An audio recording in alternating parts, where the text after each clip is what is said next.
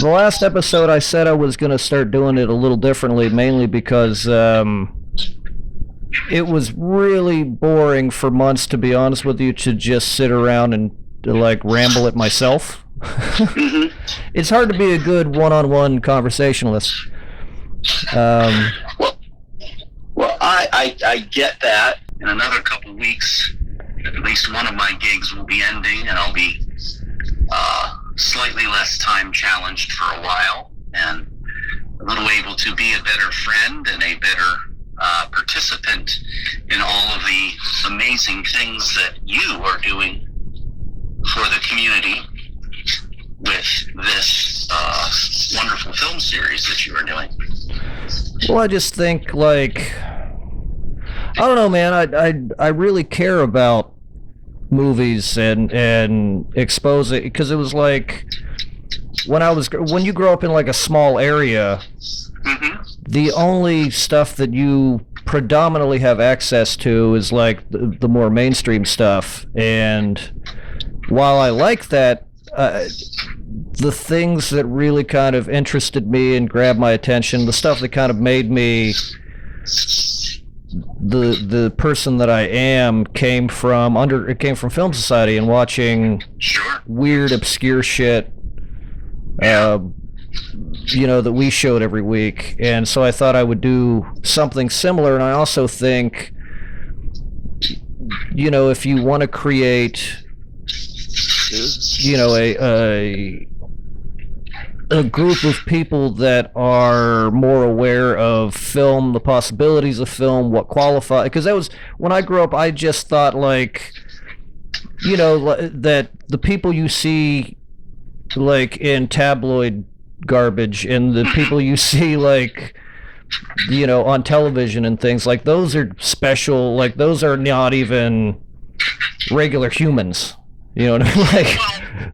I think we're having and maybe this is a tangent and maybe it's not, but one of my problems with everything socially right now, media-wise, and well, I'll use sports as an example, just because it's the same thing but different, and that is that like I started watching Australian rules football lately and European football, or soccer as we know it here in this country. And the reason I've been encouraging my son to participate with me in it, because I'm so tired of watching basketball. Basketball is my main sport. Baseball and football, slight second. That's never really as much into hockey as I'd like to be. But I know how much all the players make. I know who's married to who. I know who's involved in a scandal.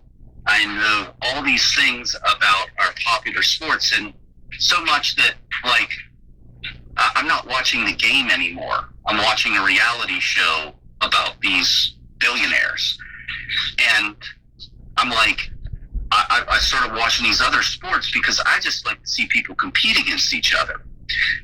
And I think, reality TV being what it is, and social media, and, YouTube stars and influencers and stuff, I think are doing that a lot to our entertainment, where it's like, I don't care who's married to who. I don't care what their politics are. I don't care. I want to see a good piece of entertainment that I'm just like, I'm caught up in the characters. I'm interested in this world. I'm thrilled because, there's murders involved or whatever. I'm participating in a fantasy with characters, not how much they made off this or who the director, you know what I mean? All the things that, who gives a shit? I want to be entertained. And it's hard. I'm being entertained by the salaries of the stars, not by the actual narrative of the show. Right? Yeah, Am I making any sense? yeah, love of the game. Basically, it's Mhm. that's how it was for, because like I don't know. One of my favorite movies of all time. Yeah, well, One of my favorite, in a game that means nothing. He pitches the perfect game, and they use that as a framing sequence for his life. That was actually written by the best friend of our executive producer of our two films, For the Love of the Game. Really? Yeah, So, not a best friend. Excuse me, I should say a friend of our executive producers. She wrote a couple of popular films. One of them was For the Love of the Game. I'm like, that's my favorite baseball film. So before we venture any further, Sorry. I feel like get JW back on track. well, I feel like we should enter. So this is my very good friend JW that I've known for Christ, man, what is it, 10 years now? We're at the decade mark, though, Ben, my friend. Yeah, and actually a little more than that, I think. Yeah, no, a decade. We've known each other a decade. And you are a guy. So you've made. Well, if you come here to the hotel and you look at we have a display just past the elevator that is like local television and film. It's like posters for movies and shit. Like 2 or 3 of the posters are your movies. Thank you. Yeah, they are. And you're up there with the likes of My Name Is Earl, which for Frostburg is incredible. Like it's you. And it's Greg Garcia. Greg wrote a sketch once called Cleaning the Kitty for Caroline and I to do at a showcase at the Scientology Center. Unfortunately, that's true. Nobody, don't start any Scientology rumors. Nobody was into Scientology, but they used to have casting director workshops at the Scientology Center. And for whatever reason, I participated in one. And this new guy had just gotten to town. He was a Frostburg State graduate, and Caroline knew him. And he wrote a sketch for us. It was a very Seinfeld-esque sketch called Cleaning the Kitty. And that was... And then, at the time, I think he was a writing assistant on She's the Sheriff. Well, but you did, like... the OG Mighty Morphin Power Rangers, like back in the day and shit too. Like, oh yeah. Didn't you do like one of the some of the monster stuff? Weren't you in some of those costumes? I never wore a costume. I was a voice actor on at least one episode, but I think the voice got repurposed for other episodes. That's what it was. It was a villain named Steelix. And it was in the season that Erin Cahill was in. She was the Red Ranger. I remember her. But, it was going into a voice studio, an ADR studio, with my friend, the late producer, Scott Page Pagter, and doing lines like, "I'll get you, Red Ranger," and just a pretty regular manly voice. And then they put effects on it. So Steelix kind of sounds like the name, so it doesn't sound anything like me, but if you troll the internet, you can download the episode and watch it, man. I'm not in the costume, I am the voice. The voice. See, I knew it was something, but anyway, like the whole, like, I guess we all do it, especially now we have 2 strikes going on. We've got a system that's kind of been in a spiral for a long time in terms of like streaming has really messed up a lot of contract stuff. And so like, and if we're being honest, original ideas predominantly seem to go to television, and a lot of the television isn't even really original ideas.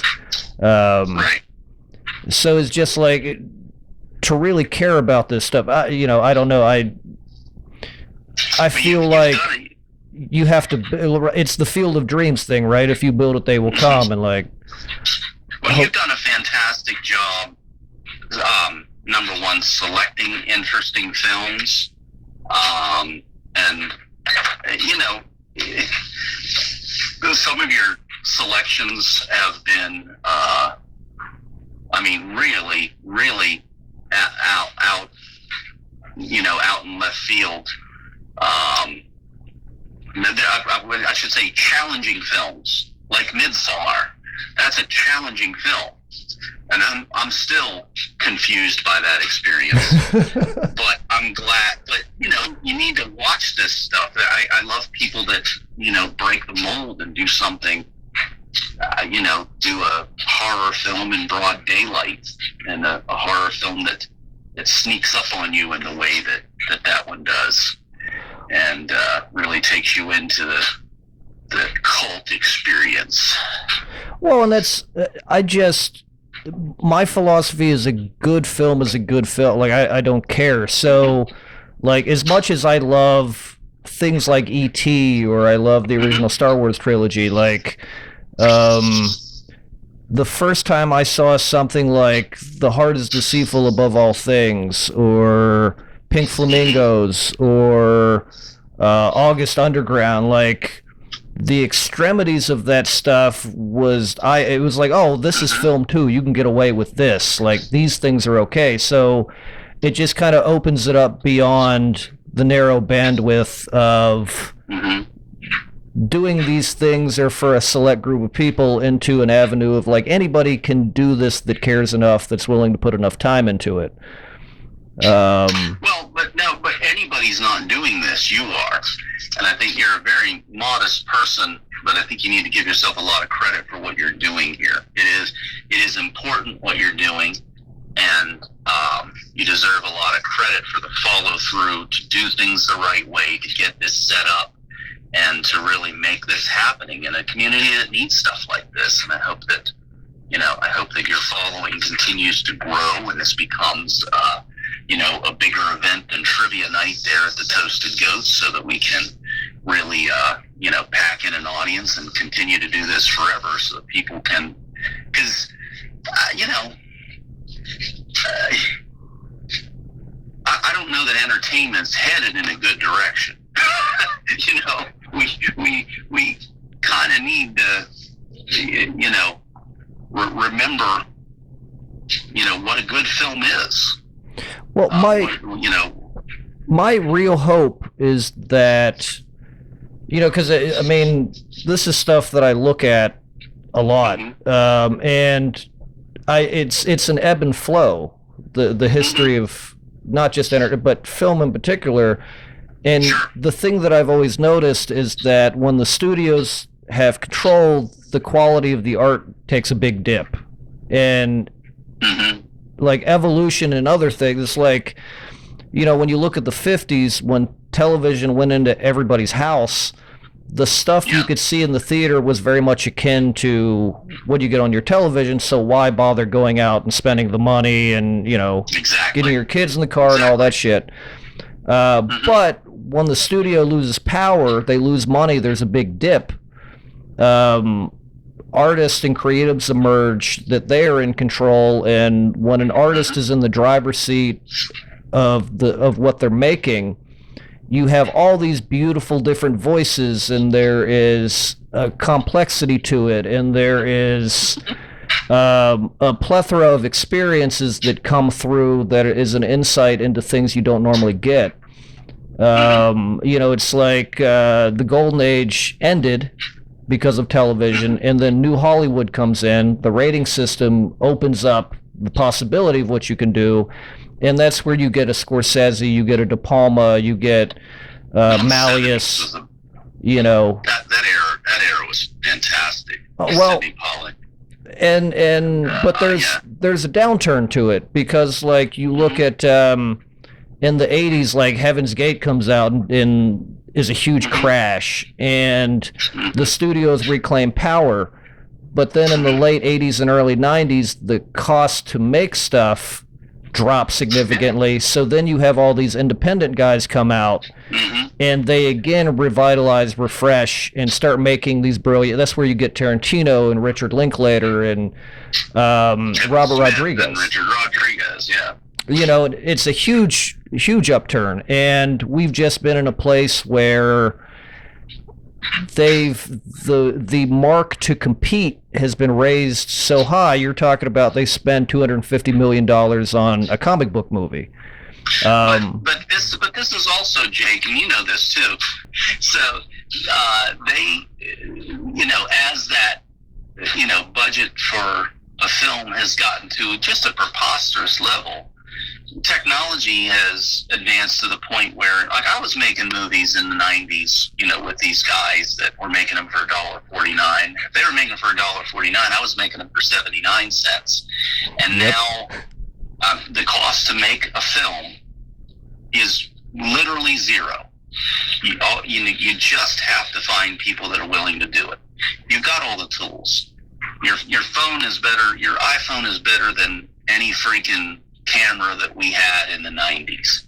There are editing programs that work on a cell phone. I still prefer a laptop and Adobe, but you don't even need that elaborate of a system to do all this stuff.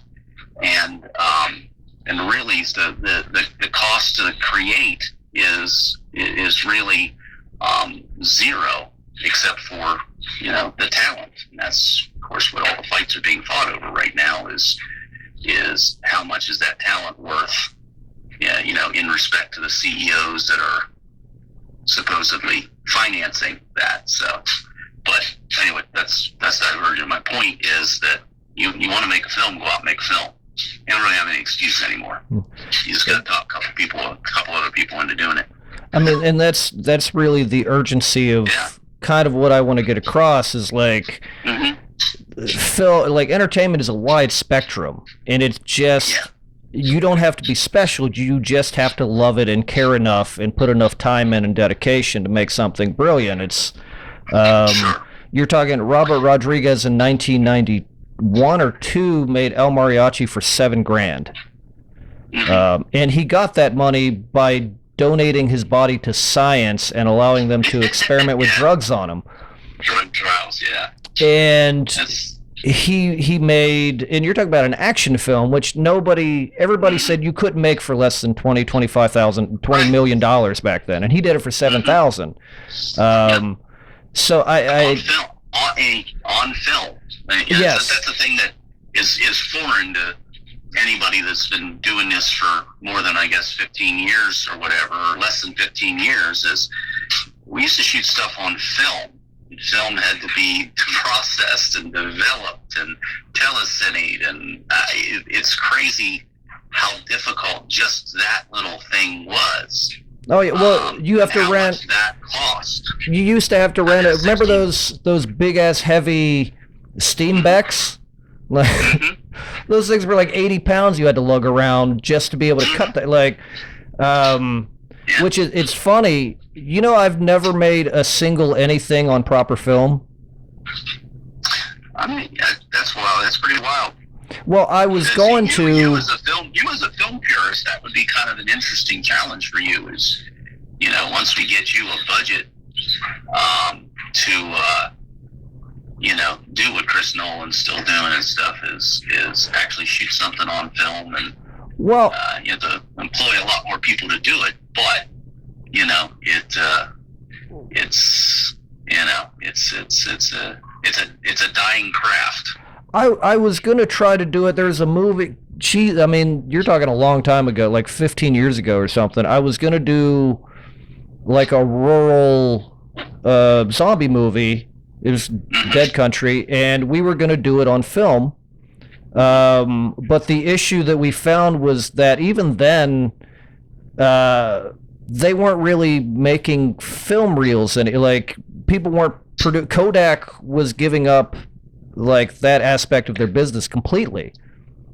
So it was really, really hard to find any kind of blank film, and it was super expensive what you could find, and it just wasn't going to be enough for the. I mean, like you film for months to get a something finished in the can. So like, when we shot, so in 1997 we shot Flamingo Dreams, and that was on 35. The year before we'd done a short film called Jack Fell Down that we did on 16 millimeter.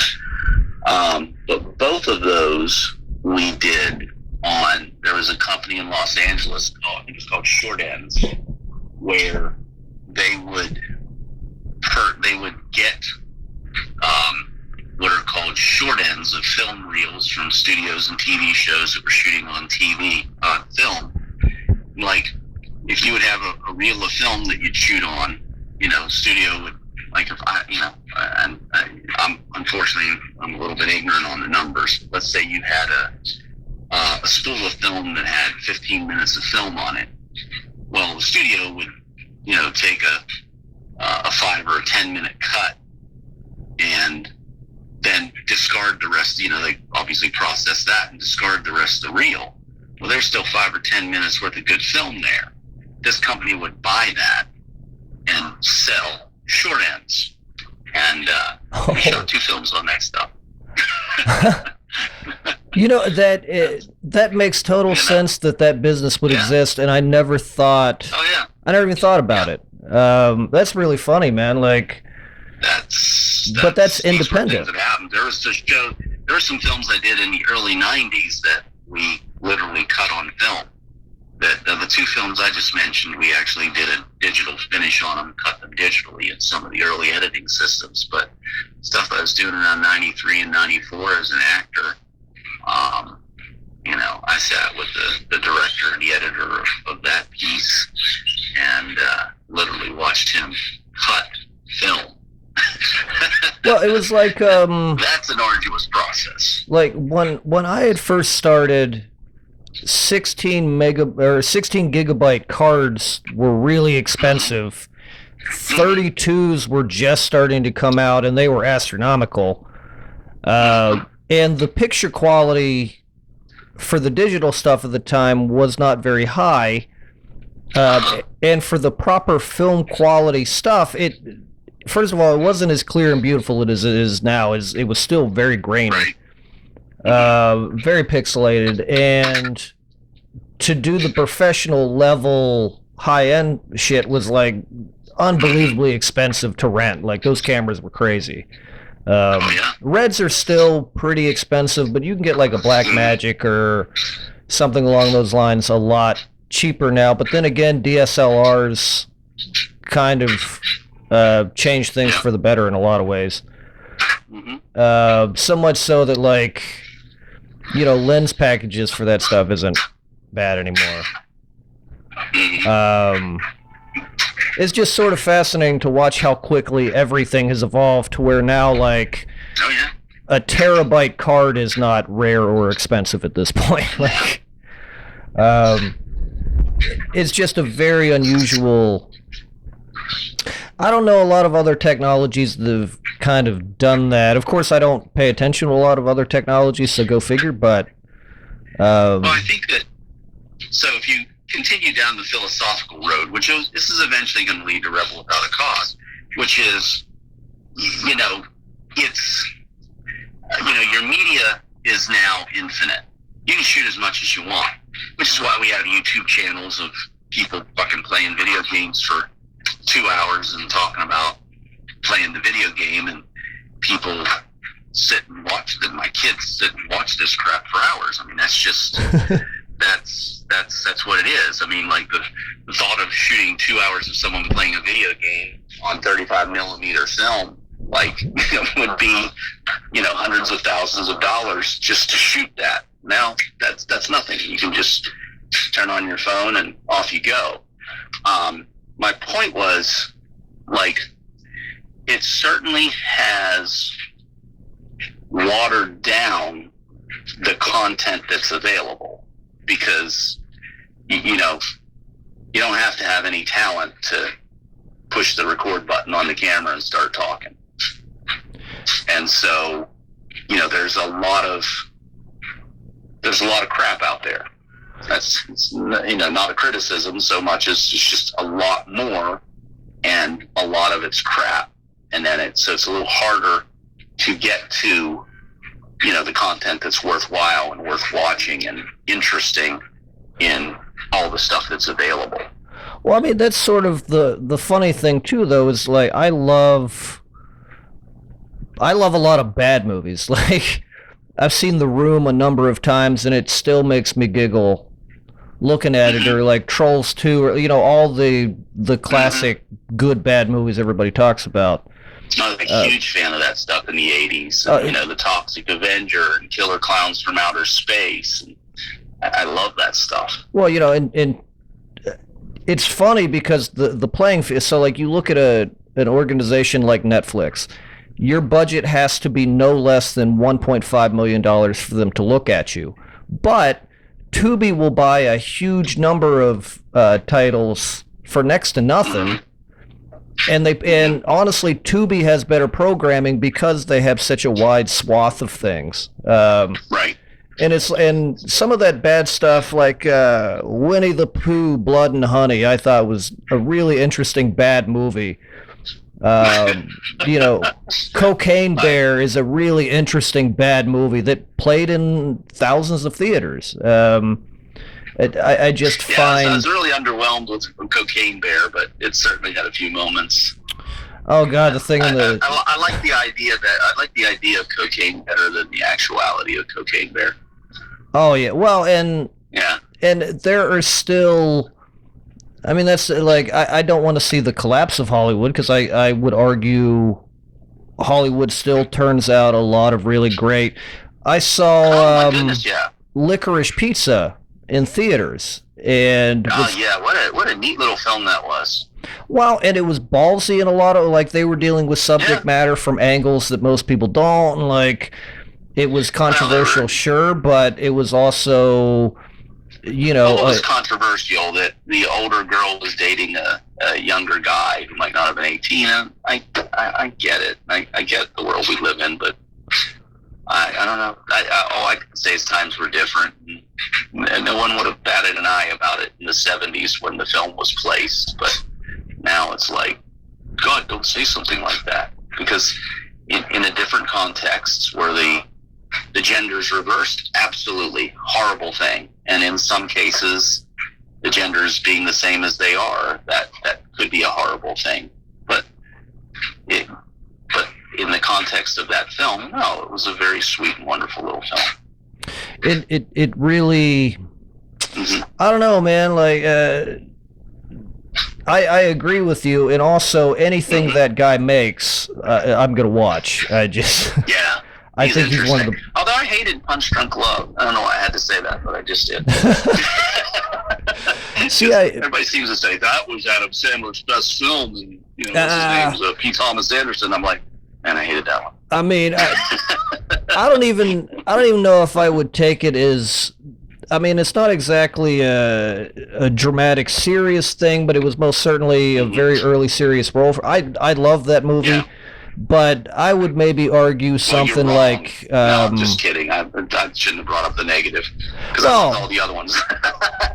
Well, no, but you look at something like Reign Over Me or Spanglish or Uncut Gems, like. Yeah. I don't understand why this guy doesn't get. This is what I find interesting in particular. Have you? Super cool guy. Have you noticed the comedian/comedic actors? Some of those guys, when you put them in a dramatic role, they excel beyond what a lot of dramatic actors are capable of. Well, let me tell you, as a director and as an acting coach and as a person who has acted, comedy is so much harder than drama. Drama's, if you can do comedy, you can do drama. But if you can do drama, you not necessarily, you can't certainly do comedy. Well, I just comedy's the hardest thing. Drama's easy if you can do that. I just look at somebody like a Robin Williams that his funny stuff is funny, but I prefer him. I saw. Have you ever seen World's Greatest Dad? Yep.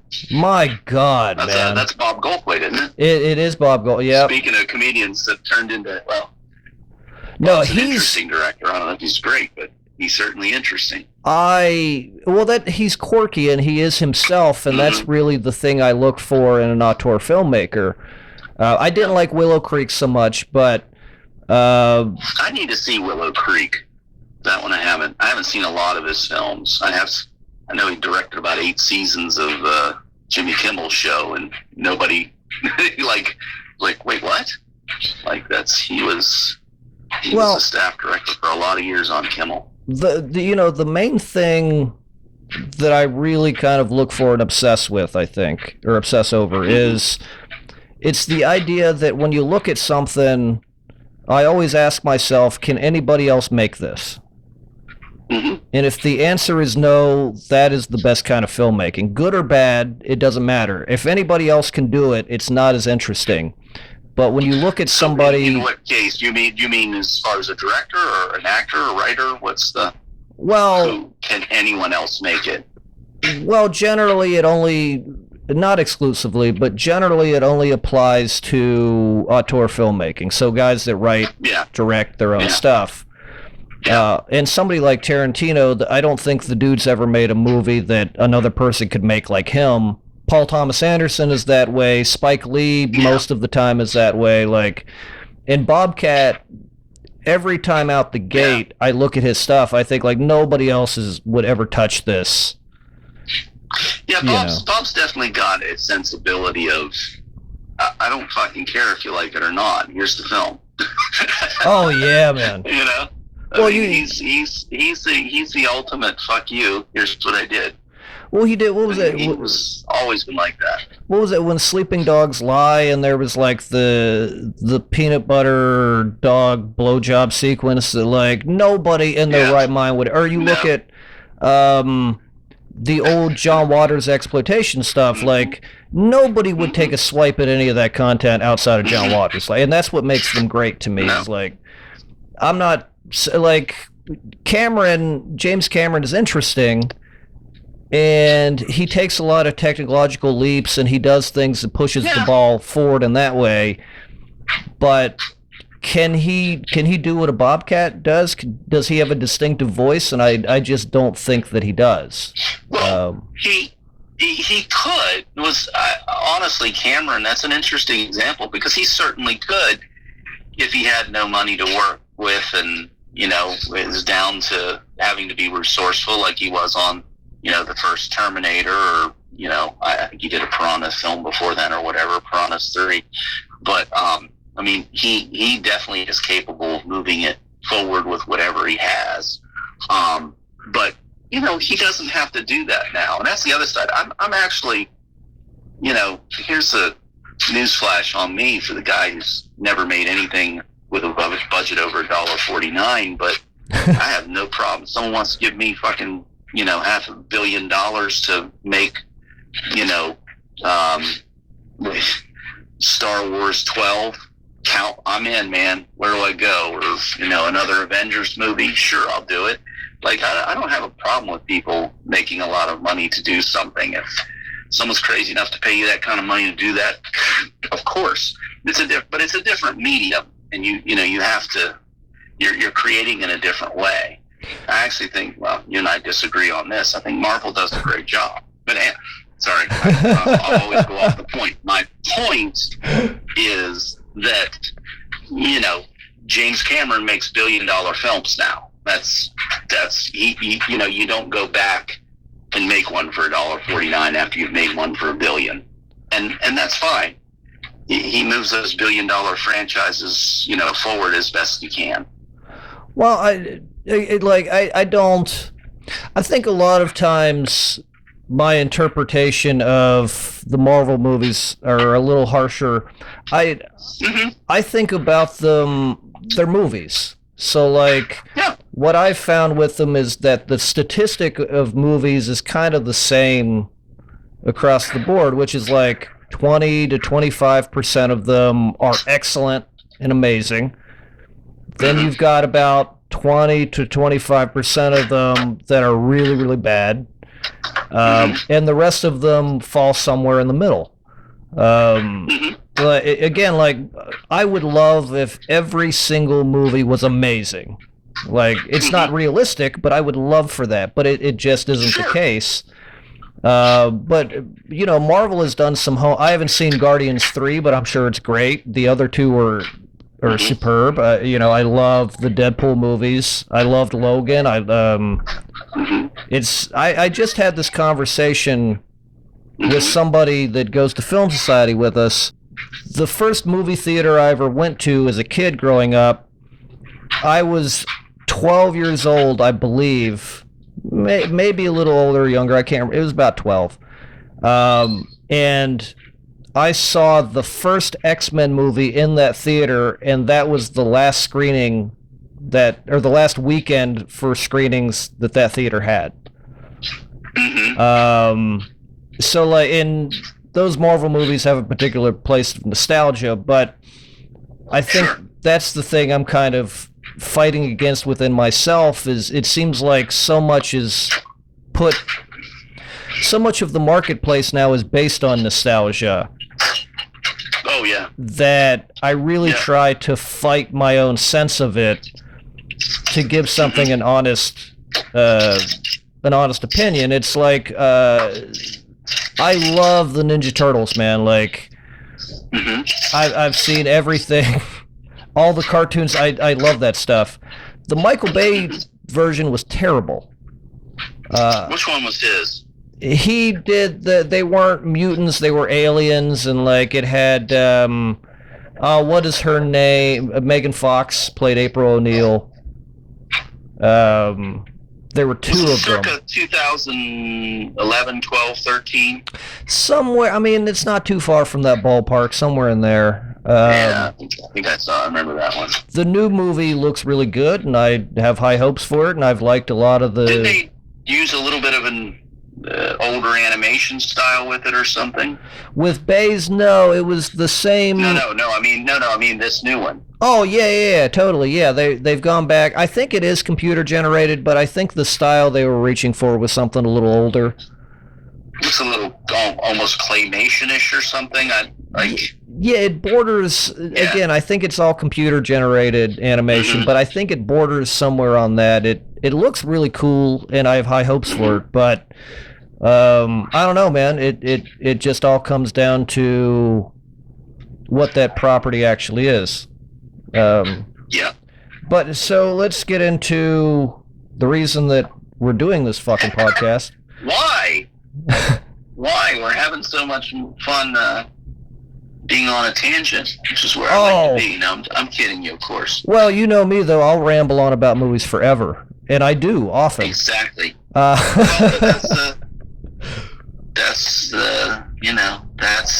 what's magic about you, buddy.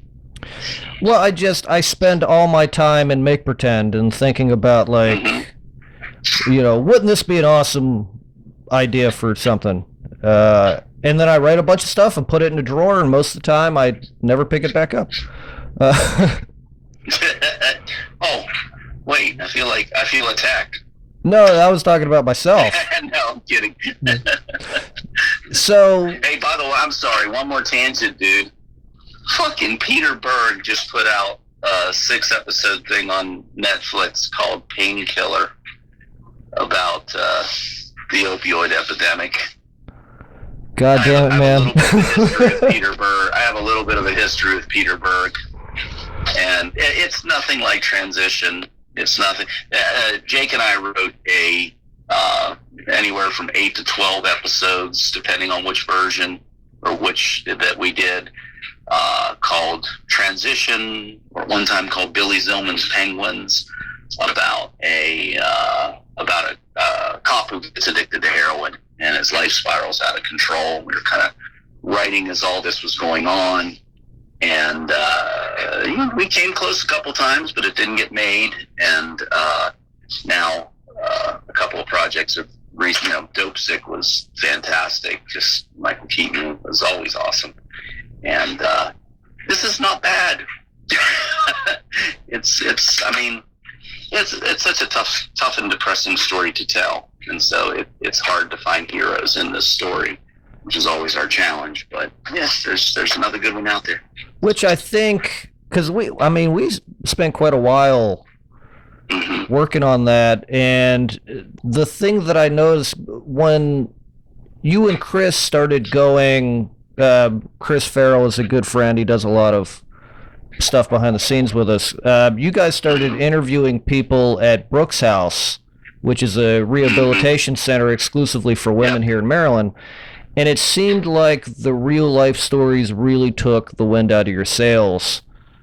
Just because it is just overall, it's a painful story. And then when you start taking women into account and looking at their stories and how people take advantage of them and do all this terrible stuff, like, it is gut-wrenching shit. And I feel like there were times where we really had it. It was really singing. And I think that's just sort of the nature of creativity, is like, you can keep writing that stuff forever, and that tends to be, that tends to be in the DNA of creative people. Is like, if you let them go, they will keep tinkering with this thing forever. It just seems like when Dope Sick came out, that sort of took the wind out of my sails, because I was like, that's a great story too. That's what I was trying to say. That's a good show. It's a great show, and it's, Michael Keaton. It doesn't get much better. And we were doing, because the thing that really fascinated me was the idea of a police officer who arrests people in these situations. Finding himself there was really interesting. But they took their focus was a doctor. And I was like, oh, shit, that is the next layer down, man. Like, they really figured that out. But I still think there were really great things we did that border on Lynchian with it, that there's still a place for it. I just, especially when you and I, they'll find, those things will find their way into a script. Oh, they kind of already have. If you've noticed, the thing that I'm working on right now that we're going to be filming next summer, there is a deputy that worked his way in, and his name is Donovan. And so I'll steal shit from myself. Well, I'll steal shit from anybody, really, but like, you steal it and make it your own. That's how that's what you do. Great things are made, or how I hope to make good things. I don't know. I don't know my worth. But Rebel Without a Cause. Yes. Thank you for getting me back on. So, yeah, we showed Rebel Without a Cause last Monday. We're recording the same day we'll be releasing this podcast, which is interesting. But the thing that I kept noticing, I think it was sort of, well, there were two things that were sort of haunted me. One of which was, when you watch that film, James Dean is doing one thing, and every other actor is doing something completely differently. And really? I mean, when you're really, because like he's doing the Strasberg method of acting, like he's digging somewhere real, and everybody else is doing like, it's not exactly vaudevillian, but it is sort of, the idea of subtlety on screen seemed to be lost on a lot of the actors. And they were doing an older... You've got actors in that era. It's 1951, 52, 53 right in there? 55, I believe. Oh, we're all up to 55. But still, you've got, you're still... realism in acting has just arrived with Brando and Dean. And it's actually, I think it was Jimmy Stewart, but that's a whole other argument. So many people came from the theater, and so they're still acting a little elevated on film, because our film, our language of film and how we tell stories and what performance in is still evolving. And Dean was doing a technique. He was a method guy. It's interesting. The method, I think, was really good and very effective in the early days. And as the years have gone on, it's not something I'm into now. I look at it, and the method has definitely evolved, and it was just, I love, I mean, like some of the shit that I watch and that I love silent movies still. I love old black and white stuff. Like my favorite horror movies are the 1920s, 1930s monster movies from Universal. I love Hammer horror, and like I just think the way... Did you say Hammer horror? Yes, the Hammer horror from like England and stuff. Like Blood of Dracula and like shit like that. They made tons of Hammer films, but horror. You said Hammer horror. Yeah, Hammer horror. Not Hammer horror. No. Like Hammer horror. Now that's a genre. That's a different thing, and back then that cost you 2 bits and a gander. But That's a good line, Jake. Good line. That'll cost you 2 bits.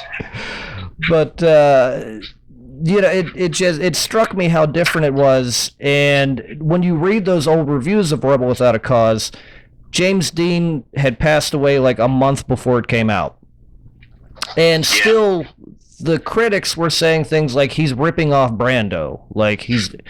And I see what they're doing is they're different, and I am of the opinion that what Brando did, especially early on, was far more advanced than anybody else. James Dean, I kind of felt he's obtained this icon status because of his death. He died young, tragically. He only had a couple films under his belt, and he stood out because he was doing something different than everybody else on screen with him. But the thing that I kept thinking, honestly, was like, man, if this guy had another 20 years of history behind him, like, I think he would have probably really blossomed into something incredible. Sadly, but he's got that icon status, kind of very similar to Marilyn Monroe, where like they died tragically, so we elevate them on this pedestal. When I also feel there were actresses of Monroe's era that were more skilled than she was, but she had something special, like Dean did. She had presence. There was something about her. And it's a quality that they call it, and all that kind of stuff. And we lose it. I think sometimes in our modern interpretation of what is film, and I think it's probably a lot easier to get hired these days. And I think that there are other things that go into it that don't necessarily have to do with someone having that quality, but she had it. James Dean had it too. I mean, you could not take your eyes off that guy, no doubt. Oh, when you're looking at especially in the beginning, there's that opening title sequence with the toy on the ground that he's playing with, and then at the police station, that famous "You're tearing me apart," like you're tearing me apart. He says one thing, you say another, and it all gets switched back again. Yeah, that, and then at how it ends with his heartbreak, like he was on another level. And then I kept looking. The guy that plays his father plays Thurston. Jim Backus. Yeah, Thurston Howell III from Gilligan's Island. And then Ty was telling me about a TV show that he had done I had never heard of or seen. Matter of fact, I'm just now thinking about trying to find some of those episodes. Mr. Magoo? No, not Mr. It was a live action. She's my wife, or something along those lines. Where his wife was like a power woman in the 50s or 60s, something like old black and white TV show, which again I've never seen. I didn't even know it was in existence until Ty told me. I don't know much about that. But you look at those and like, this is not. I'm trying to think of the best way to frame. Okay, here's a great way to frame it. One of my favorite actors ever is Nick Cage. And part of it is that he is a throwback. He's old school. Like when people say he's very Nick Cage, I look at it and I'm going, okay, he's German expressionist is actually what he's doing. He's vaudevillian. Like, yeah, he's over the top. I mean, Nick Cage is as often awful. Oh yes, as he is. I mean, he's occasionally brilliant, but he's awful sometimes, and that's what's so wonderful about him, because he doesn't give a shit. He just does the job.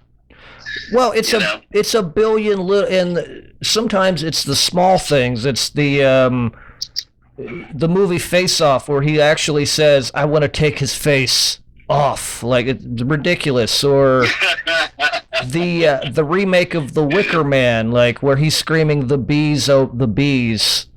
It makes me laugh so hard. Like that is the stuff, you know, his portrayal of, I forget his character in the movie Kick-Ass.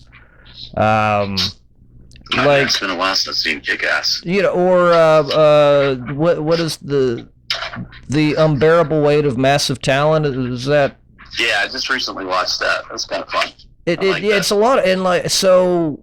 Like I have a lot of fun watching him, and he's one of my favorites because he's so much fun, and like even at his worst, he's more interesting to watch than a majority of people's best. You know and you just said it right there. No matter what, even when Nick's in the worst movie ever, his worst performance, like he was nominated for an Oscar. What was it? Peggy Sue Got Married.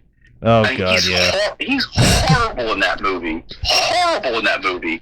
But you can't stop watching him. I mean, it's still like, I love this. I like this guy. Well, and then he did Raising Arizona, was incredible, and like was surrounded by and then what was it, Vampire's Kiss? He was incredible, and like. I think once you've seen Raising Arizona, you couldn't possibly hate him after that. That's just so. Well, that's it. Like I like. There's a certain kind of character that, like, Ron Perlman can do that kind of character too, and his take is different than Nick Cage, but it's the characters are in the same vein where they're kind of scummy. It's like, was that Leaving Las Vegas where he's trying to kill himself by drinking himself to death or whatever? Yeah. Like the ambulance movie he did with Scorsese, was at I haven't watched The Ambulance. Or no, I think I did watch that. Well, it was called something Dead. I can't remember. It was The Ambulance, but then it was called Death in the Bronx, or I can't remember. Yeah. Yeah, it was that Bringing Out the Dead. Bringing Out the Dead. Yes, that's it. Yeah.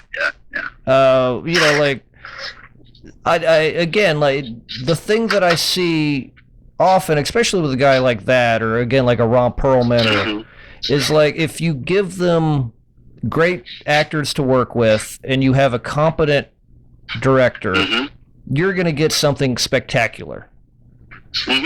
But if you don't, he's going to give you something spectacular. It just maybe my definition is more loose than other people. Right. But it's always fun and it's always great. And I don't know, man. I really love that type of thing. And again, you look at, you know, James Dean, to me, he's a fossil. And I don't mean that in a negative way. I just mean he is a very early version of what modern acting would become. Well, and it's also, I was thinking about this before we started talking, but, you know, the way I would frame it is this. I mean, at that moment in time, and I wasn't alive at that moment in time. I'm fucking old, but I'm not quite that old. And I wasn't alive, you know, when that movie came out. I became thrilled with him in college, you know, when I was studying acting. You know, I watched these, I'm like, oh my God, who's this guy? Method, you know.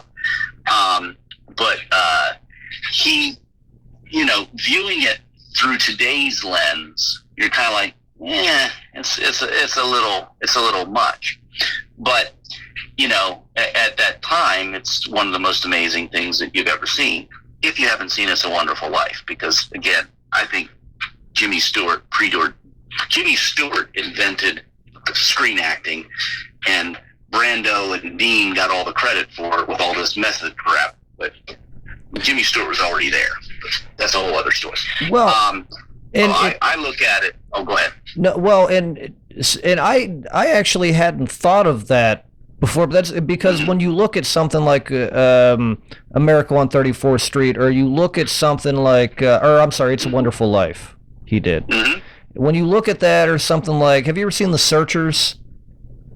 Yeah. The Western, like, of course, or you look at the stuff he did with Hitchcock, of course, yeah, he was before them. He was implementing these ideas before we had language to describe it. I never thought, but exactly. That is so true.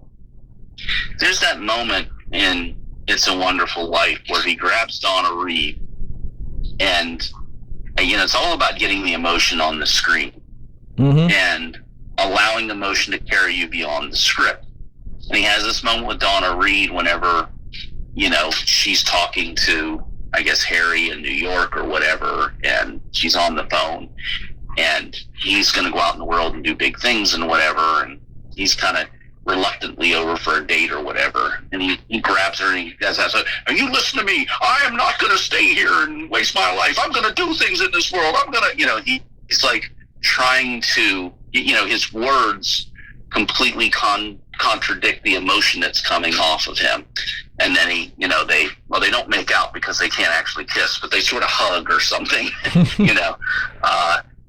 but it's like this just amazing moment of, the script saying one thing and the emotion coming off of him saying something completely different. And you just watch it, you're like, that's what screen acting is. It has nothing to do with the words.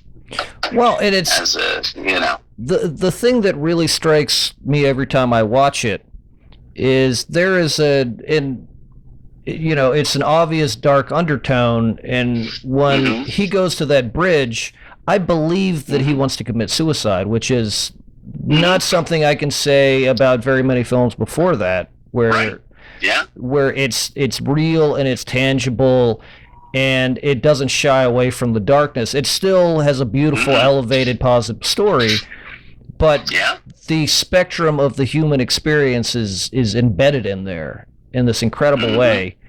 And I never thought about that before, but you look at Rear Window or North by Northwest, or like, of course that's what holy shit, man. See, this is the thing that I love about film and discussion and film society as a whole, is like, somebody will throw these ideas out there and it clicks something that is exciting and that I didn't think of on my own. Film acting was already invented before Brando and Dean invented it. And his name was Jimmy Stewart. Well, and to give people larger context about what we're talking about, all of this stuff comes from vaudeville, and it comes from live theater, and it didn't dawn on anybody in the beginning that, because in theater and vaudeville, you have to project to the very back of the room. Yeah. So projection was everything, and you couldn't be subtle because of the back of the room, so things were bold and larger than life, like we were talking about with Nick Cage. But the real language of screen acting came in when everybody realized you don't have to do that when the camera's 4 inches from your face. Like, there's a subtlety. Sometimes it's the most minute shift in your facial expression that, the phrase, a picture holds, what is it? A picture holds a million words? 1,000 words. Yes. Yeah. And acting is reacting. Exactly that, yes. And so, like, when you talk about somebody like Jimmy Stewart or James Dean, those ideas were relatively new to our species. And these were epiphanies we were just starting to have. So when you look at that, even you go to foreign stuff, right? You look at let's say the old spaghetti westerns. Subtlety was new. Yep. Even then, so like when you talk about screen acting, what you talk about is sometimes no more than the slight raise of an eyebrow or the slight quiver of a lip. It's the smallest denominator that has the most impact, and that's why when you teach stage acting and you teach screen acting, they're two different things all unto themselves. Two very, very different things. And it's also, Brad Pitt said it in Babylon. Have you seen the movie Babylon yet? No, I've got it in my queue here. I haven't watched it yet. Well, what he said, which it really struck home. I love Babylon. I've seen it several times now. It's gorgeous. All right, I got to watch this now. But what he says at one part, and I don't think this is going to ruin anything for you. Oh, that's okay if you do. He was, so his wife that they're showing at the time in the film, she's a stage actor, he's a screen actor. Uh-huh. And he was talking about you perform for your small number of geriatrics that even give a shit about your art form. Like you sell 1,000 tickets to what you do and it's a success. You sell 1,000 tickets in what I do and it's a flop.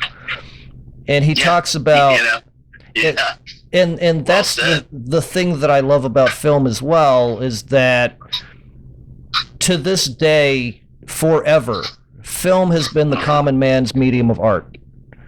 You know, the price to go see a show on Broadway is enormous, and most people will never have the opportunity to do that. And I love live stage, but it is a very narrow path in terms of who you're going to reach. But film is for everybody. Everybody can go online now. Everybody has a streaming service they watch movies on, and like, you know, physical media doesn't cost very much money at all, and a movie ticket in comparison to Broadway is nothing. What is it like? It's less than $12 around here for the local theater. It's $21 in Times Square. That's the highest movie tickets you can get right now, and you know, Broadway tickets are, you know, you might be able to find something for under $100, but it's a little difficult. Oh, and it'll probably be a show that has been there for, you know, you could probably for, you know, $80-$90 maybe get a shitty seat to go see Cats or something. Well, Cats is not on anymore, but is it not on anymore? What's your idea? Cats is finally gone. Yes, thank God. Jesus, thank God. Yeah, right. I hope Book of Mormon killed it. Yeah. I think it's sort of, you know, in a strange way, it sort of did. Well, and that's like Book of Mormon is so spectacular. I can't even get on another tangent about Matt Stone and Trey Parker because. Have you seen Book of Mormon? I have. Yeah, I saw it. It's just so amazing. You remember when they were touring around the country with it? It wasn't the Broadway actors. They had a traveling troupe, but when they came to Pittsburgh, I had to see it. Just I would go see that again with you. It's so good. It's my favorite musical. Oh, dude, if it pops around the area again, holy shit. Well, it's just it's beautiful and it's a love letter, but there's also sort of that the kind of the I'm trying to think of the right word for it, sort of the satiric grin that Matt Stone and Trey Parker have. I think you think you're going to see something cynical, and it's kind of the opposite of that. Oh no, it's beautiful. That's what's so beautiful of it. That's what's so beautiful about it. But it's still you're talking about Mormons that are going to Africa to help tribes, and one of the songs translated to English is "Fuck You God," which is my God, is that hilarious. But anyway, back to what we were. It still ends up being a beautiful story about. You know, it's so sweet, and it really it is really Matt Stone and Trey Parker at their best, like because they can still have. Fuck it, I'm gonna go on this tangent. I am of the opinion that Matt Stone and Trey Parker are the modern day equivalent to William Shakespeare. Like, I don't know if I'd go. Well, I agree with the intent of your statement. Well, and to clarify, here's what I mean. Shakespeare pretty much exclusively, especially in a live setting, pretty much exclusively worked within satire. And also, he used kind of, you know, blue humor, you know, like kind of toilet humor and immature humor to elevate the other stuff and to hide some of what he's satirizing. Like, you know, when you look at Romeo and Juliet, how do they open?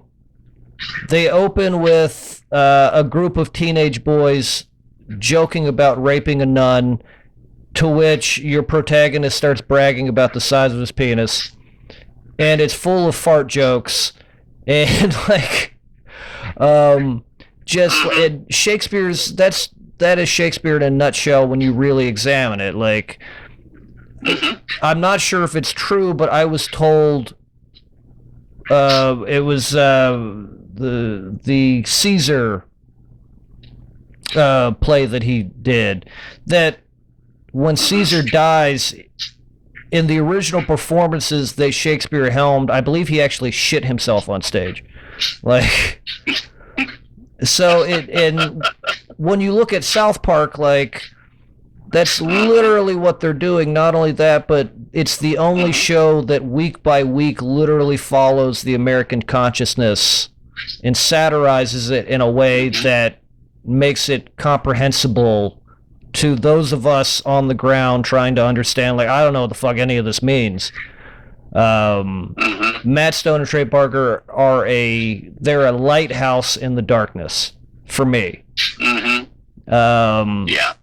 And they do it in 100%. Such a timely way. It's like, you remember when Mary Shivo was going on? She was in a vegetative state, and her husband wanted to pull the plug. Yeah. The week that was happening, South Park released an episode where Kenny was in a vegetative state, and his parents wanted to keep him plugged in like Mary's parents did, but Cartman wanted to pull the plug so that he could get Kenny's PSP. And the whole value of, husband versus parents was changed to best friends forever versus parents and the other friends, and like, just a beautiful satire of that week of American news. It just, they've consistently done that, and even in the times that I can't, the past few seasons, there were moments where I can't comprehend what's going on, and it was a relief to find that Matt Stone and Trey Parker were also having that struggle. It was like the lighthouse doesn't understand. Thank God, I feel less stupid. It just is a really interesting. Anyway, I'm going off on a tangent that nobody cares about me. Tangent has been our, kind of our theme for this, but I definitely think we should do more of this, and so that we can basically sit down to talk once a week about a movie, and then not actually talk about that movie, talk about everything else. Because I think I just enjoy these conversations with you, because you're so passionate and dedicated to what you do, and it's a good thing, and the world needs more of it. Well, and again, it's very nice of you to say, but to me, I spend so much time because I'm like, Tarantino said it himself, that our current era of film has been the worst era since the 80s, and I agree with him. But I don't want to just sit around and bitch and say, like, why aren't we being more original? Why is everything going to prequels, sequels, remakes, adaptations? Instead of bitching, I want to do something about it. So the only solution is, like, here is a wide spectrum, because that's the thing I loved about Film Society undergrad, was it was such a wide spectrum of films, and like, sometimes I would go in and hate what I saw. And that's okay. It's not about what you hate, it's the discovery of, why do I hate it? Why did it affect me this way? Why did this make me uncomfortable? That's what's interesting about it. That was what was the I got so much of that from Midsommar. The drug movie from Maryland. Better Living Through Chemistry. Sam Rockwell. Yeah, a terrible film. But it was interesting to watch and go, why do I hate this? Why was this terrible? Why was this such a disaster? That's interesting to me. I can watch a terrible film because it was well intentioned. There was something there. But that to me is very interesting to deconstruct that. What's funny to me, particularly about Better Living Through Chemistry, is the heartbreak for me was that there are moments of genius in that film. There are concepts that are wonderful. Oh yeah.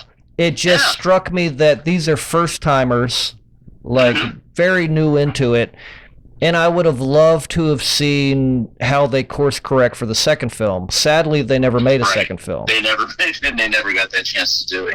But I would love to see what they would do now. I would love to see, because it's the same as like we watched Welcome to Collinwood, and Welcome to Collinwood. Now, granted, it's a much better film than Better Living Through Chemistry. Yes. But it's fascinating to see the Russo brothers go from that stuff, and then they went to a lot of television stuff, Community, and then they're doing what we started this conversation with, which is the Avengers, and it's like that's crazy. It is absolutely crazy. Insane to think that these guys. They went on to helm. Welcome to Collinwood, and I'm like, well, I can make a better film than that. I don't mean that. It's just like, it hits all the right points. It does what it needs to do, but it's no genius work. But they have done stuff since then that has been genius work, and so to me, it feels. It makes it feel very accessible. Well, and that's the beauty. Like, again, it is the thing that I love about film study is you see the ascent of the Russo brothers, and now they're at the point where I believe the top-grossing film in the history of cinema is still the Russo brothers with the Avengers movies. But it's fascinating to know where they come from, to see their origin, and then see this meteoric rise, and that same month we did Kiss Kiss Bang Bang, which to me is still my favorite movie that Shane Black ever did. But he's another case where he started out writing all, like some of the best stuff of the 80s came from Shane Black's head. Yeah. But then he failed so abysmally that nobody hired him for a long time, and he was kind of burnt out until he made Kiss Kiss Bang Bang. What was the failure? Huh? What was the failure? You say he failed so abysmally. I can't remember if it was The Last Boy Scout or if there was a film after that. But The Last Boy Scout was actually a pretty good film. Is it? No, Damon Wayans and Bruce Willis and Halle Berry. And that's Taylor Negron was the bad guy. No, wait. I take that. I don't think it was I think it was The Long Kiss Goodnight that tanked him. Yeah, and again, I love it. It wasn't Shakespeare, but it wasn't bad. See, I love Gina Davis and Sam Jackson. Well, and the thing that I love about Shane Black is that everybody talks about his dialogue being realistic, and I disagree. It's deceptively unrealistic, and but that's what I love about, and everything the dude's done, all the way up to what was it, The Nice Guys or Good Guys that he did with Ryan Gosling, and come on, Gladiator, Russell Crowe. Yep. And by the way, I'm not sure I've seen that. My friend Barrett, I think, has a little. Barrett that starred in our two films, I think, has a little role at the end of that. I believe. I'm not sure if it. I think Barrett. Yeah, Barrett does. Barrett's doing something really amazing right now. I can't. But he's constantly doing shit that's amazing. This kid, that kid had it. But bringing it back to our James Dean discussion, there is a scene in Doughboy, or the Pledge, whatever it ended up being called, where he's sitting around reading Elia Kazan's biography, because at that moment he was real into James Dean and that whole trip. Yeah. He was kind of on this little, he had his hair all up in a pompadour and stuff, and he was kind of into that vibe. And I let him go with it because I'm like, well, there are definitely worse people to admire than James Dean. So we kind of went with it. 1,000%. It's funny every time I think about that you work with that dude, and then he went on to kill it in Cobra Kai, and he's gone on to do a ton of amazing work, and he was great in your stuff. Thundermans and by the way, anybody listening to this that is like, who the hell is Jake talking to?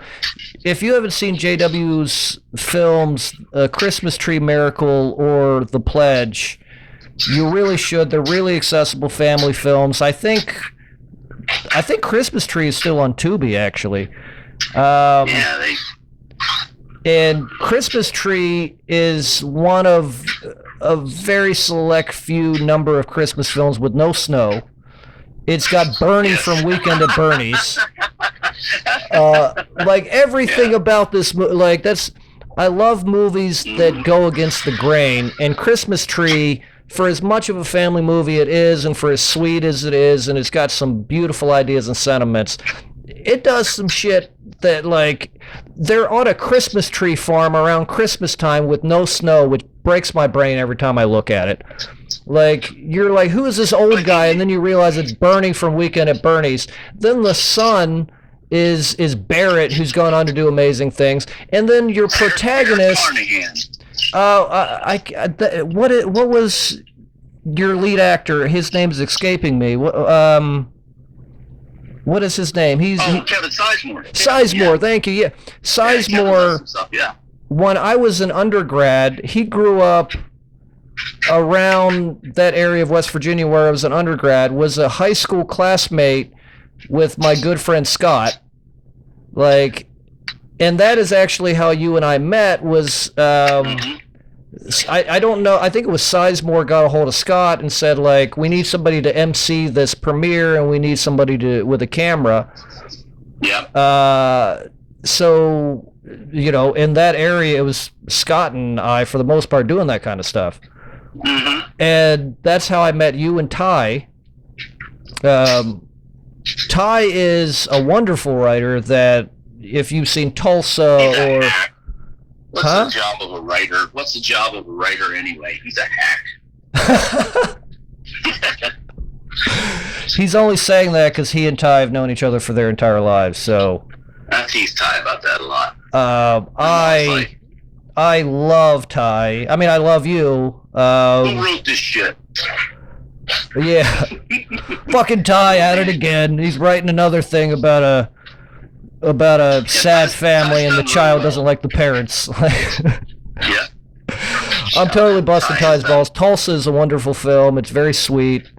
Ty's, and that's the thing another thing that I love about our little group here in town is that all of our tastes are very different in a lot of ways, and the art that we make has been very different. Like you've made like Flamingo Dreams. Jake has made like 16 Jesus films. Me? Yeah, let me tell you. Religious zealot. And, you remember we had that comment? 2 family films because I'm Mr. Family. No. Well, and that's what is the fucked up part is, like, you made these, and you are a family man, and you do have these sensibilities, and you have a wonderful family. I adore your kids, and your wife has always been very nice to me. Thank you, I appreciate that. Buddy. But you do not, like, your sense of humor leans, and I guess Ty's does some way a little bit in the same direction of mine, which is just filthy. Yeah. But the art, like, I remember this, it was during COVID, we had this conversation where we had just been working on this one thing for a long time with transition, and then we were going into another direction, which was hipsters, and Appalachia Hipsters is a thing we also tinkered on for quite a while. But I had just finished watching, there was a local production company in Pittsburgh called Toe Tag, and I try to see everything that I can possibly, and sometimes you stumble on, I'll watch something, I'm like, that was a hard watch. But I was talking about, like, and this sort of goes into what I'm writing now in some ways, is like, sometimes when you watch some of this stuff, it's not because it particularly interests you, but it's because the craft of something within it is at such a high caliber. So they made this trilogy of films called August Underground. Mm-hmm. And I was going off on this whole, as you could tell I often do, this whole rant about, like, the effects in these movies are incredible, and, like, the content is disturbing and awful, but, like the craftsmanship of the effects are above and beyond, and you were just like, stop, dude. I'm not making a fucking torture porn movie. And I was like, no, I'm not interested in doing extreme horror, but what I'm interested in is applying those tech. And then I found out later, like, you remember in Pittsburgh they made the Mr. Rogers movie with Tom Hanks? Mm-hmm. They used that dude for their special effects. Nice. Directly because he made all these fucked up, like, he made that, I think it was called Pinheads, there's Bowling Pit, it was some horror bowling movie that was fucked up. Wait a minute, I know Pinheads, I know the kid that wrote that. He's a Cleveland guy. Wait, is it a horror film about people stuck in a bowling alley and they, like, are horribly maimed and tortured? Is it that? I'm pretty sure. Is it the same guy? I'm gonna have to look this up. That's so funny. Alex de Courville? No, I can't remember the dude I'm talking about. We have two different Pinheads. That'd be really funny if it was. He was a student of mine, took a couple classes from me up in Cleveland, but maybe not the same one. I don't know. I'm terrible about seeing things because the aforementioned family has taken me largely out of the last decade. Well, and rightfully so, because again, like as annoying as I get sometimes, where I'm just like, it's all about movies, because I'm a single guy that has the ability to say that. Like the fact that you've taken that time away, because again, your kids are wonderful people, and it's been really funny for me. Well, because, like, your kids are nearing, one is an adult legally. As much as any male can become an adult, I suppose. Yeah, exactly. And your daughter is also she's always very, very sweet. And, like, every time she sees me, she always stops and says hello. Like, very wonderful people. I've got nothing but great things to say about your family. And, you know, you guys have holiday stuff and always invite me over because, again, single dude, like, the holidays suck for people like me. But, yeah, it's been a real pleasure, and it's been real heartening to kind of, because, again, like, I'll beep that out. I won't say your kid's names in public, but... Yeah, that's okay. I guess he's an adult, so it's fine, but... Yeah. Like, your oldest was like 8 years old. Mm-hmm. The first time I knew anything of them. Like, they were little children, and now to see them now becoming adults is like... I was like, all right, so what JW has been doing makes total sense to me, because I see what he's created and the type of people his children are. And your daughter is incredibly talented in this realm in her own right. I saw, it was the last play I think I saw live was Matilda. Oh, that's right. Yeah, you went down to see Matilda. Isn't that crazy how good that was? Oh, and she was my favorite part of the whole thing. Like, she made me laugh so hard. I was like, all right, I see where the kid gets it from. Yeah. You know, and now, you know, I moved here, and the primary reason was, like, you guys are all here, and of course I want to be here, and I want to play and take part in the stuff that's going to happen here. But it was also the thing that is overlooked about the state of Maryland a lot is that Maryland, they really do try to take care of independent artists, so they offer these grants regionally to ensure they can do that. And also, like, this is where John Waters comes from. And right? My thinking about it was like, John Waters got away with the crazy shit he got away with in the 60s and 70s. So, like, certainly I can get away with it. The things that I think about are not anywhere near in that realm of what he was doing. But, like, I can get away with whatever here because John did it he was the pioneer. He paved the way. And part of me feels like he might have a lot to do with why Maryland takes care of their filmmakers the way they do. Yeah. Because he is an excellent example of like, you know, sure, his stuff, I mean, now his work is being accepted in the mainstream of like, these are important films and these are things that are classics and should be discussed. Like Ty was talking, TMC was playing Pink Flamingos, which is crazy to think about. But you look at like Hairspray, and Hairspray is a multi-million-dollar property. Like Broadway took it over. They did a remake. Like John Travolta played Divine's role, which is weird in a lot of ways. I actually saw the musical in Baltimore last year. Did you really? Yeah. How was that? Quite good. It was quite good. It's quite good. It's just amazing the journey that piece of work has taken. But yeah, we went to see it.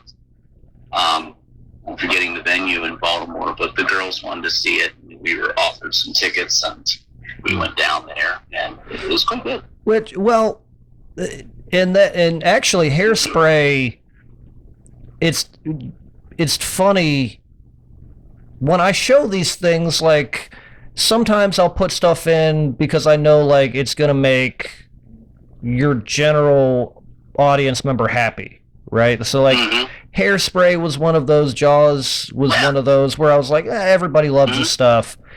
And then the rest of the stuff are things that I think are important or that I just want to show.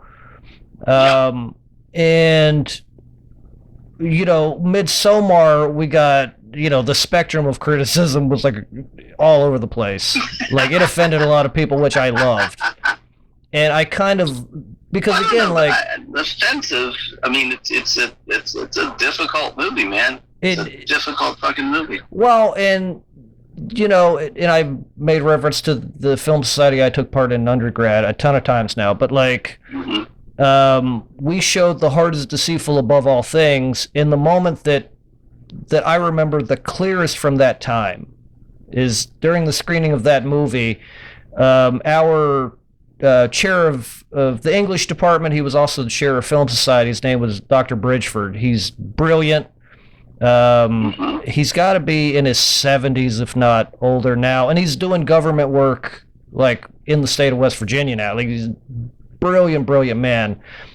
He selected the film, I believe, and when we screened it, a bunch of people. There was a moment. It is a very harsh, tough moment. And a ton of people got up and ran out of the theater because they just couldn't handle it. Right. And I started laughing, and I looked down, and he had the biggest smile on his face. And I was like, that's what this is about. So Midsommar was kind of that for me. But strangely, we were showing Hairspray, and somebody got up, and their appearance to me was not... It didn't line up with the comment they made to me later, which was interesting. Because I like to know why people were leaving. Like, what is... And this person, I wouldn't do that to them. That would be very rude. But they said, I'm just so tired of this world and all of this everybody get along equality bullshit or something along those... Or woke bullshit. And I was like... You know, this is set in the 50s. From Midsommar? No, for Hairspray. Oh, from Hairspray. Oh, I got you. It takes place in the 50s. It's like the cleanest John Waters movie he's ever made. Yeah. And I was like, you know, this is in the 50s, and this is about the generational wars. Racial divides, and it's kind of a... And this is about people accepting folks of color entering their community, and like, you know...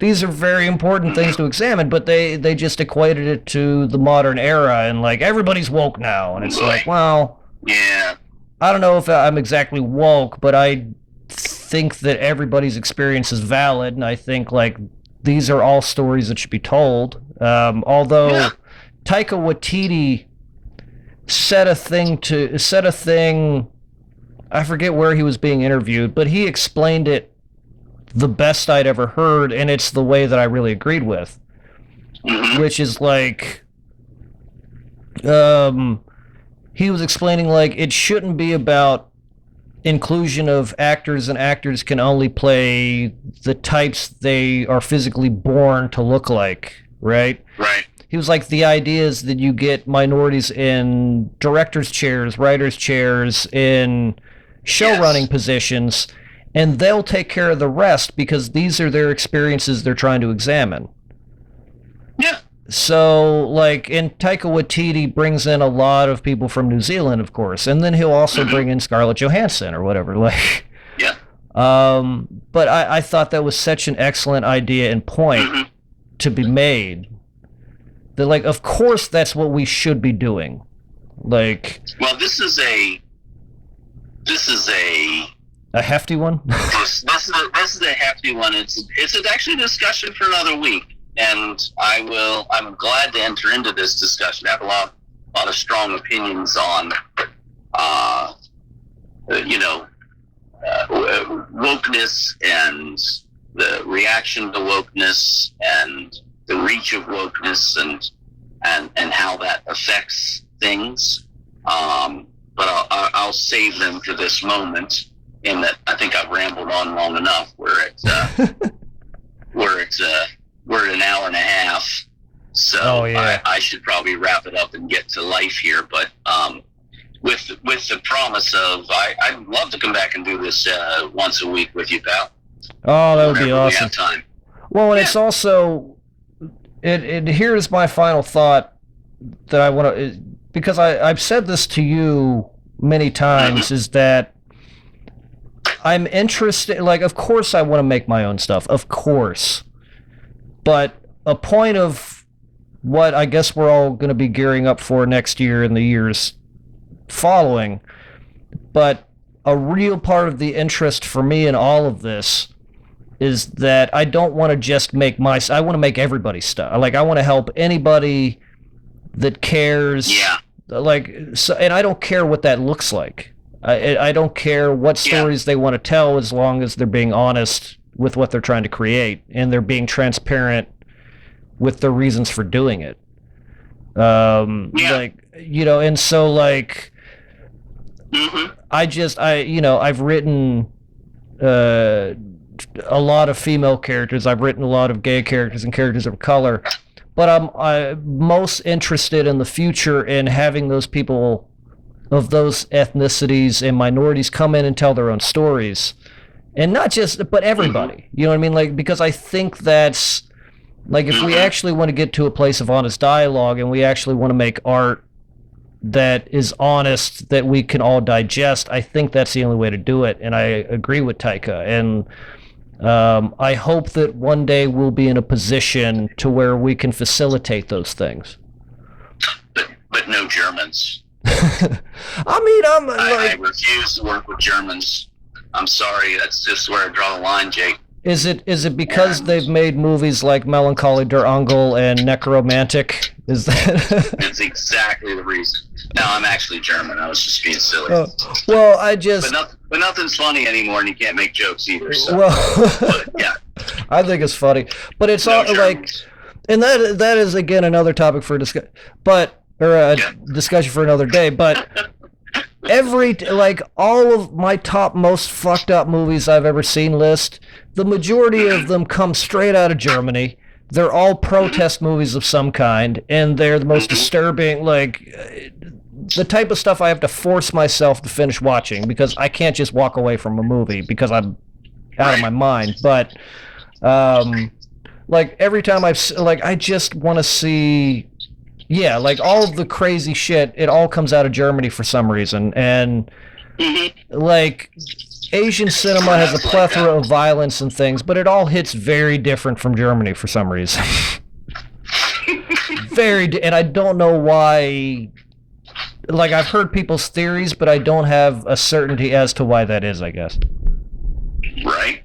But anyway, yeah, man, thank you very much for doing this, buddy. I really appreciate it. It was a great discussion. Well, I know we didn't. Like I said, let's do more of it, and maybe next time we'll talk about Rebel Without a Cause.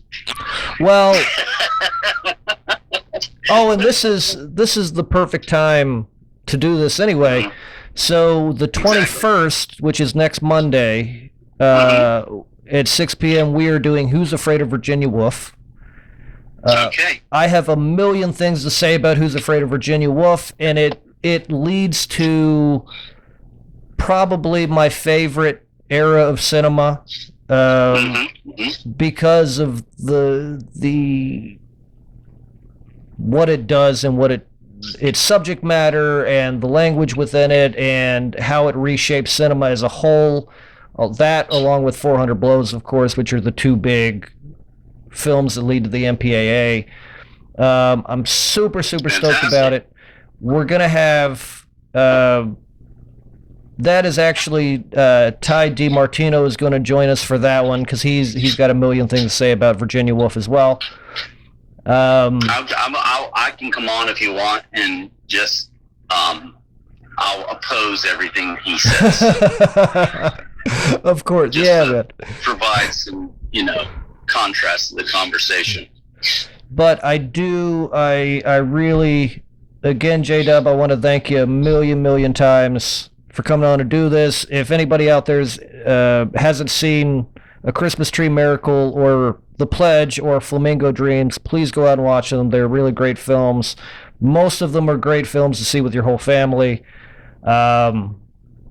And I really want to thank the Carters as well as Hotel Gunter's staff for supporting this and keeping us going. I have to thank Maryland State Arts Council for keeping the lights on and ensuring we do this the entire year.